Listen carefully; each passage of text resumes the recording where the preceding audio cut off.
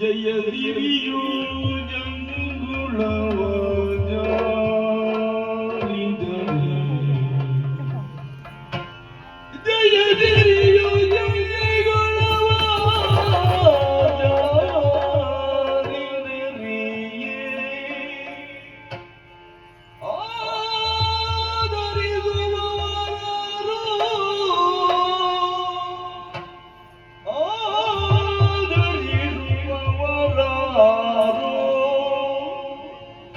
ವಿಧಿ ಬರಿದ ಆದಿಯ ಜರಗಿಂದು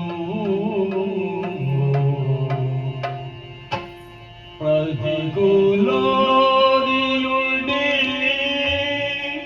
ಓ ಸಂಜಯ ಪ್ರತಿಕೂಲಾದಿಯುಂಡೆ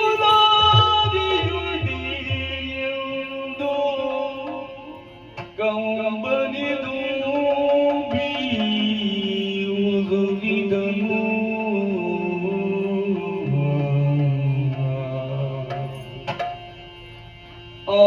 ಆದಡಿಲಿದ ಜಯನಿ ನೀಡು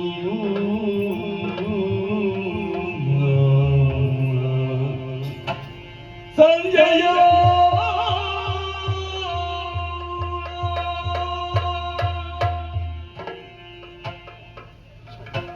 ಸುಯೋಧನ ಸಂಜಯ ಸಂಜಯ ಸುಯೋಧನ ಸುಯೋಧನ ಮೇಲೆ ಹಾರುತ್ತಿರುವ ರಣಹದ್ದುಗಳು, ಆ ಕಡೆ ಈ ಕಡೆಯಿಂದ ಚಲಿಸುತ್ತಿರುವ ಕಾಗೆಗಳು, ವಿಕಾರ ಸ್ವರವನ್ನು ಎಬ್ಬಿಸುವ ಕೂಗೆಗಳು, ಚುಚ್ಚಿದ್ದು ಕಚ್ಚಿದ್ದು ಸಾಕಾಗಲಿಲ್ಲ ಎನ್ನುವ ಕಾರಣಕ್ಕಾಗಿ ಮಾತಿನ ಮನೆಯಿಂದ ಚುಚ್ಚ ಬಂದೆಯ ಸಂಜಯ? ಇಲ್ಲವಪ್ಪ ಇಲ್ಲ.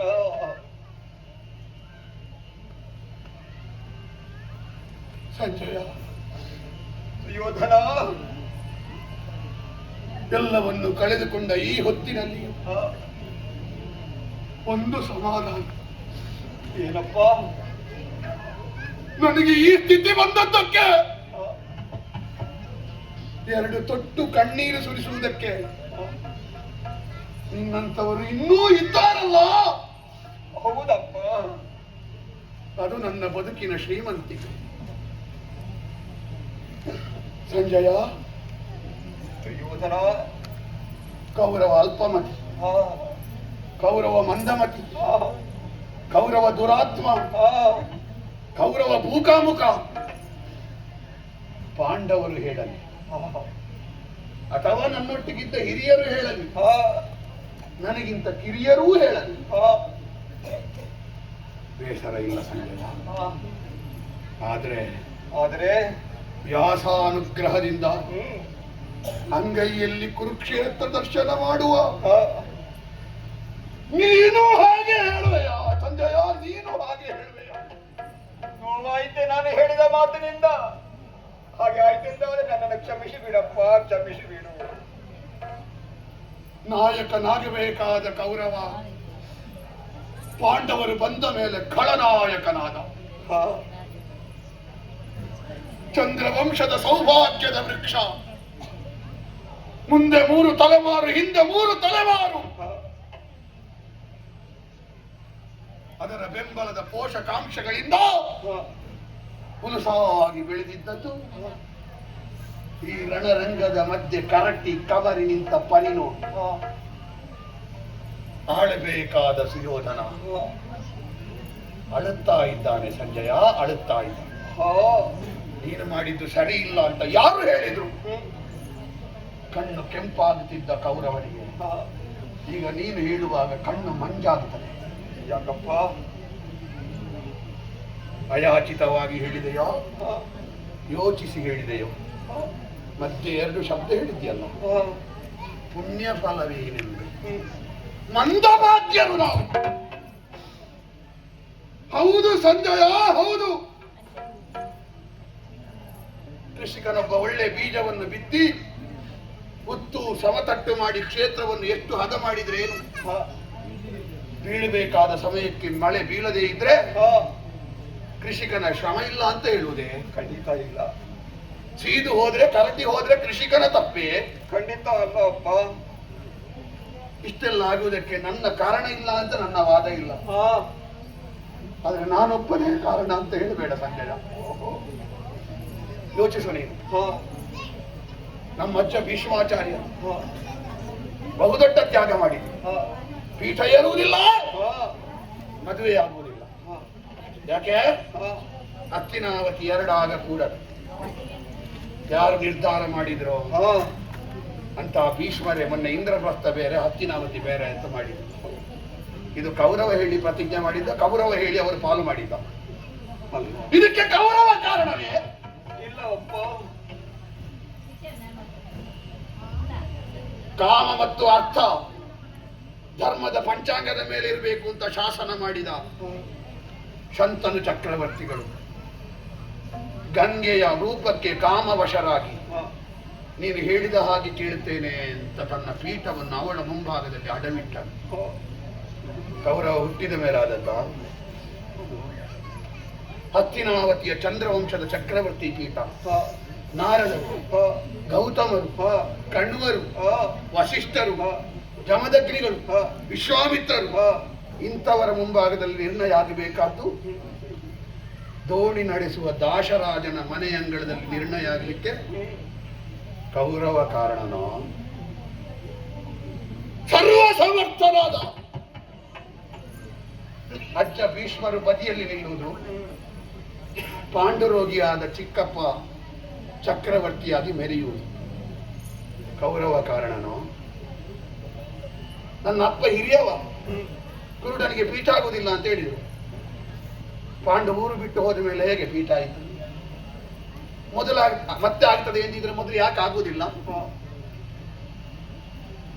ಗಳಿಗೆಗೊಂದು ನಿರ್ಣಯ ಮಾಡಿದ್ದು ಕೌರವನ ಸಂಜಯ. ಪಾಂಡುವಿಗೆ ಶಾಪ ಬಂತಂತೆ, ಹೆಂಡತಿಯನ್ನು ಮುಟ್ಟಿದ್ರೆ, ಹೆಂಡತಿಯನ್ನು ಸೇರಿದ್ರೆ ನಿನಗೆ ಮರಣ. ಊರು ಬಿಟ್ಟು ಹೋದ್ರು. ಊರು ಬಿಟ್ಟು ಹೋಗ್ಬೇಕಾ? ಸರಿ, ವೈರಾಗ್ಯದಿಂದಲೇ ಹೋದ್ರ? ವೈರಾಗ್ಯದಿಂದ ಹೋಗುವವನಿಗೆ ಇಬ್ಬರು ಹೆಂಡತಿಯರ ಜೊತೆಗೆ ಕರೆದುಕೊಂಡು ಹೋಗುವ ಕೆಲಸ ಎಂತದಕ್ಕೆ?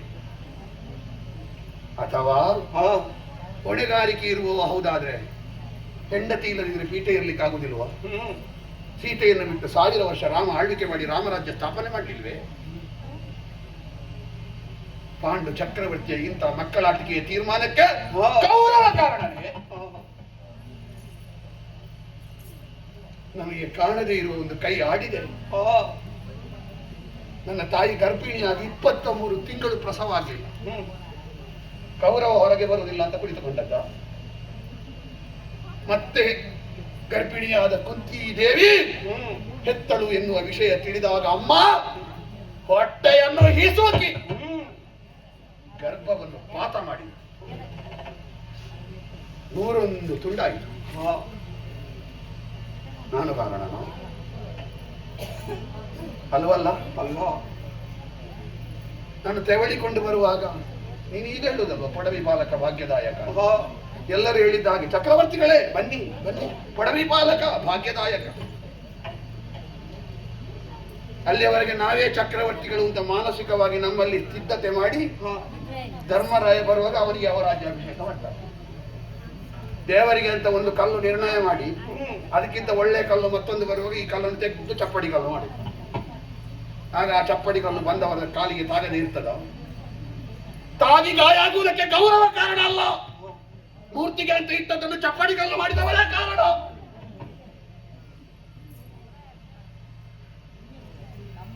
ನೀನು ಹೇಳ್ತಿ ಸಂಧಾನಕ್ಕೆ ಕೃಷ್ಣ ಬಂದ, ಸರಿ ಮಾಡಬಹುದಿತ್ತು. ಹೌದು, ವ್ಯಾಸರು ಹೇಳಿದ್ರಂತೆ 13 ವರ್ಷದ ಹಿಂದೆ ನಿನ್ನ ಕಾರಣದಿಂದ ಭೀಮಾರ್ಜುನರ ಬಲದಿಂದ ಕೌರವನ ದುರ್ಬುದ್ಧಿಯಿಂದ 13 ವರ್ಷಗಳ ನಂತರ ದೊಡ್ಡ ಕುಲಕ್ಷಯ ಆಗುತ್ತದೆ. ವ್ಯಾಸರ ಮಾತು ಸುಳ್ಳಾಗ್ತದ ಸಂಜಯ? ಧರ್ಮರಾಯನಲ್ಲಿ ಹೇಳಿದ್ರಂತೆ. ಧರ್ಮರಾಯ ಒಂದು ನಿರ್ಣಯ ಮಾಡಿದಂತೆ, ಹಿರಿಯರು ಜಾತಿಗಳು ದೊಡ್ಡಪ್ಪ ಏನು ಹೇಳಿದ್ರು ಕೇಳ್ತೇನೆ. ಅವ ಹಾಗೆ ಕೇಳಿದ ಕಾರಣವೇ ಹೀಗೆ ಇದ್ದದು. ಸೈಂಧವ ವನವಾಸದ ಸಮಯದಲ್ಲಿ ದ್ರೌಪದಿಯನ್ನು ಪೀಡಿಸುವುದಕ್ಕೆ ಹೋದ. ಅವನನ್ನು ಭೀಮಾರ್ಜುನರು ಹಿಡಿದ್ರಂತೆ, ತಲೆ ಕಡಿಲಿಕ್ಕೆ ಹೋದ್ರಂತೆ. ಆಗ ಧರ್ಮರಾಯ ಹೇಳಿದಂತೆ, ಅವನ ತಲೆ ಕಡಿಬಿಡಿ, ನನ್ನ ತಂಗಿ ವಿಧವೆ ಆಗುತ್ತಾಳೆ, ತಂಗಿ ವಿಧವೆ ಆಗುತ್ತಾಳೆ ಅಂತ ಬಿಟ್ಟ ಧರ್ಮರಾಯ ಈಗ ಎಷ್ಟು ಮಂದಿಯನ್ನು ವಿಧವೆ ಮಾಡಿದ? ಯಾರ ಕೈಯಲ್ಲಿರುವುದು ಸಂಜಯ? ಯಾರ ಕೈಯಲ್ಲಿರುವುದು? ಈಗ ಸೈಂಧವ ಉಳಿದನ? ಬೇಡ ಬೇಡ, ಯುದ್ಧ ಆರಂಭ ಆದ ಮೇಲೆ ನನ್ನ ಪ್ರಯತ್ನ ಕಡಿಮೆಯೋ? ನನ್ನೊಂದಿಗೆ ಇದ್ದವರು ಯಾರು? ಭೀಷ್ಮರು ಯಾಕೆ ಮಲಗಿದ್ರು? ಶಿಖಂಡಿ ಎದುರು ಬರುವಾಗ ಮಲಗಿದ್ರು. ಶಿಖಂಡಿ ಬಂದ್ರೆ ನಾನು ಆಯುಧ ಹಿಡಿಯುವುದಿಲ್ಲ ಅಂತ ಕೌರವ ಹೇಳಿ ಭೀಷ್ಮರು ಹೇಳಿದ್ದ. ಒಂದು ವೇಳೆ ಕೌರವ ಪಾಂಡವರ ಯುದ್ಧ ಆಗದೇ ಇದ್ರು ಶಿಖಂಡಿ ಎದುರಿಗೆ ಬಂದ್ರೆ ಭೀಷ್ಮರು ಶೈಯಲ್ಲಿ ಮಲಗಬೇಕಾ ಬೇಡುವ? ದೃಪದರಲ್ಲಿ ಪ್ರತಿಜ್ಞೆ ಮಾಡಿ ಅವರನ್ನು ಕಟ್ಟಿ ತಂದು ಅವನ ತಲೆಗೆ ಮೆಟ್ಟುತ್ತೇನೆ ಎನ್ನುವುದಾಗಿ ದ್ರೋಣರಿಗೆ ಪ್ರತಿಜ್ಞೆ ಮಾಡಲಿಕ್ಕೆ ಕೌರವ ಹೇಳಿದ್ದ. ತಲೆ ಬೆಟ್ಟಿದ ದ್ರೌಪದ, ನಾನು ಅರ್ಜುನನನ್ನು ಮದುವೆ ಆಗುವ ಮಗಳನ್ನು, ನಾನು ದ್ರೋಣನನ್ನು ಕೊಲ್ಲುವ ಮಗನನ್ನು ಪಡೆಯುತ್ತೇನೆ ಎನ್ನುವುದಾಗಿ ಯಜ್ಞ ಮಾಡುವುದಕ್ಕೆ ನಾನು ಕಾರಣವೇ ಸಂಜಯ. ಕುರುಕ್ಷೇತ್ರ ಆಗದಿದ್ರು ದೃಷ್ಟದ್ಯುಮ್ನ ದ್ರೋಣರನ್ನು ಕೊಲ್ಲದೆ ಬಿಡ್ತಿದ್ರೆ ನಿರ್ಣಾಯಕವಾದ ಯುದ್ಧದಲ್ಲಿ ಮಂತ್ರಾಸ್ತ್ರಗಳು ಮರೆತು ಹೋಗಲಿ ಎನ್ನುವುದಾಗಿ ಕರ್ಣನಿಗೆ ಗುರುಶಾಪ ಬರುವಾಗ ಕುರುಕ್ಷೇತ್ರ ಯುದ್ಧ ಆರಂಭವಾಗಿತ್ತೆ. ಇಲ್ಲ ಸಂಜಯ, ವಿಧಿ ಬರೆದ ಆದಿ ಅಕ್ಷರ, ನಮಗೆ ಕಾಣದ ಅದೃಷ್ಟ ಕೈಯಾಡಿಸಿದೆ ಸಂಜಯ. ರಾಜಸೂಯ ಯಾಗ ಮಾಡಿ ಯಾವಾಗ ಹೇಳಿದ್ದು? ಇಂದ್ರವ್ರತವನ್ನು ಬಿಟ್ಟು ಕೊಟ್ಟ ಮೇಲೆ ಹೇಳಿದ್ದು. ಪಾಂಡವಿಗೆ ಸದ್ಗತಿ ಸಿಗದೆ ಎಷ್ಟು ಸಮಯ ಆಗಿತ್ತು? ನಾವು ಹಸ್ತಿನಾವತಿಯಲ್ಲಿ ಒಟ್ಟಿಗಿರುವಾಗ ಹೇಳ್ಬೋದಿತ್ತಲ್ಲ. ಇಂದ್ರವ್ರತ ಬೇರೆ ಮಾಡಿದ ಮೇಲೆ ಹೇಳಿದ ಕಾರಣವೇ ನಮಗೆ ಮೈನ ಬಂದದ್ದು. ಒಟ್ಟಿಗೆ ನಿಂತುಕೊಂಡು ಚಿಕ್ಕಪ್ಪನಿಗೆ ಒಂದು ಸದ್ಗತಿ ಮಾಡ್ತಿರ್ಲಿಲ್ವಾ? ಅಂದ್ರೆ ಏನರ್ಥ?